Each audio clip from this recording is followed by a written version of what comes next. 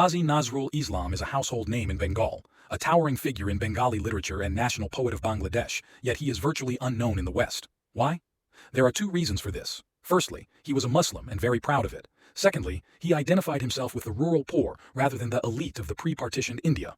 Although Tagore was awarded the Nobel Prize for Literature, Nazrul is unknown in the West, although he was arguably more popular with the masses in Bengal than the former. However, Nazrul Islam was a puzzling phenomenon. On one hand, he openly celebrated traditional religious themes and became one of the best interpreter of his Muslim faith. On the other hand, he had no formal education but showed more sophistication than those who had received higher education. He never traveled beyond the subcontinent, yet acquired an international outlook.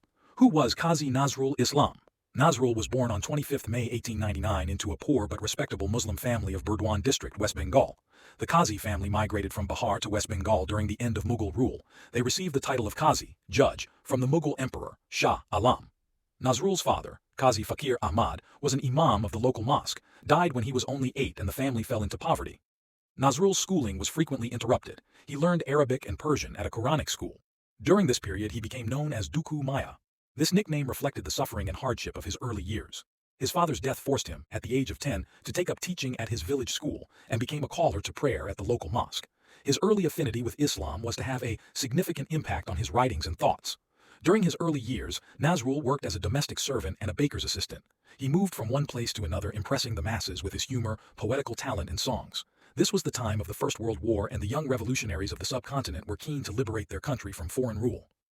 In 1917, at the age of 18, Nazrul quit high school and joined the 49th Bengali Regiment for military training. This regiment was disbanded in 1919, and Nazrul returned to Calcutta and became a writer and poet. His early writings revolved around Muslim faith and tradition. His generous and very effective use of Arabic and Persian words made his writings very original. For example, in one of his poems titled Qurbani, a Muslim festival in which animals are sacrificed, he argued it was not just about sacrificing an animal. According to Nazrul, Qurbani was a discovery of one's strength and courage, the killing of fear and hopelessness. In another poem titled Muharram, a month in which the Prophet's grandson, Imam Hussein, was brutally murdered, Nazrul called for justice and truth instead of sorrow and despondency. Nazrul's writings were clear, simple, yet profoundly emotive and meaningful. He spoke from the depths of his heart. He was a sincere writer and poet who championed the cause of the Muslims of Bengal whilst, at the same time, opposing racism and cultural discrimination. He wanted both Muslims and Hindus to join hands to liberate their country from foreign rule. He wanted the two communities to cooperate and coexist in peace and harmony. Thus, a number of his poems and songs included symbols and imagery from Islamic thought and history as well as Hindu culture and mythology. If this sounds contradictory, no one should be surprised. Nazrul was a product of his age. His was an age of contradictions. His personality and writings were shaped by the contradictory forces of his times. On the one hand, Muslims and Hindus detested each other, while on the other hand they had to unite to liberate their country from foreign rule. Nazrul wanted to bring the two communities together without having to give up their beliefs and traditions. This led many people to question his orthodoxy. In 1914, when he was editor of New Era Journal in Calcutta, Nazrul wrote a long reply to his critics. This was one of his very last articles. In this article he refuted most of the charges against him, and he also defended his writings as an orthodox Muslim. This, however, does not mean that there were no contradictions in his personality, thoughts, and writings. Of course there were many. That was only a part and parcel of the vigorous and, at times, a turbulent and volatile life that Nazrul led in very difficult circumstances. But the contradictions that are discernible in Nazrul's personality, thoughts, and writings are not unique to him. Such contradictions are also discernible in many other renowned writers, scholars, and leaders of the time. Maulana Abul Kalam Azad is a prime example. He was arguably one of the foremost Muslim leaders of the subcontinent during the 20th century. He was at once a champion of Islam and a prolific writer, and, at the same time, he was an eminent leader of the Indian National Congress. He strongly opposed the partition of India and Muhammad Ali Jinnah's two-nation theory. Like Azad, Nazrul was a product of the contradictory forces of his age. This is also reflected in his life and works. According to one renowned literary expert, hasty judgments on his unorthodoxy must be avoided.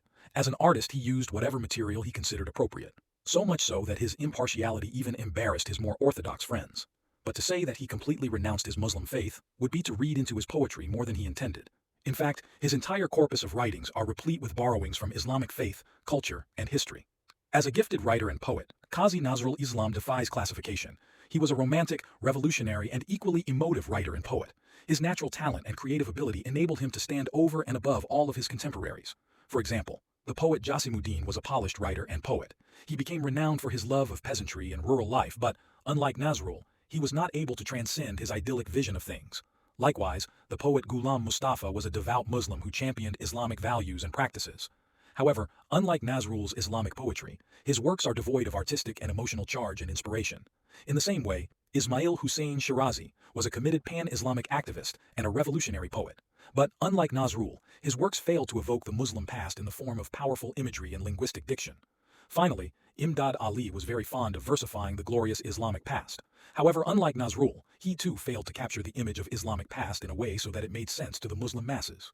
If Sir Muhammad Iqbal became the poet and philosopher of the Muslims, and Tagore, the poet and philosopher of the Hindu elites, Nazrul tried to strike a balance.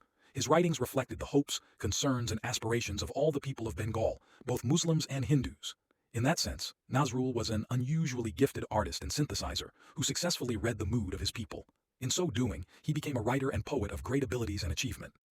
Unfortunately, Nazrul's writing career ended in July 1942 during a radio broadcast. He suddenly lost his power of speech. Within weeks he lost his power of thinking and memory. He could not recognize anyone or speak. Physically he was, however, alive for another 35 years. He died in 1976 in Dhaka, the capital of Bangladesh.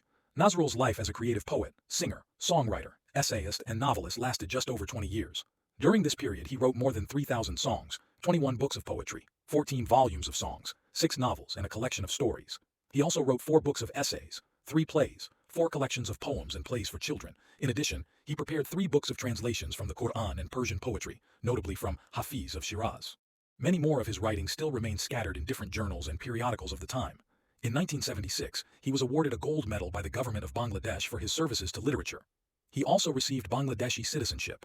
He lies buried in the beautiful yard of the historic Dhaka University Mosque.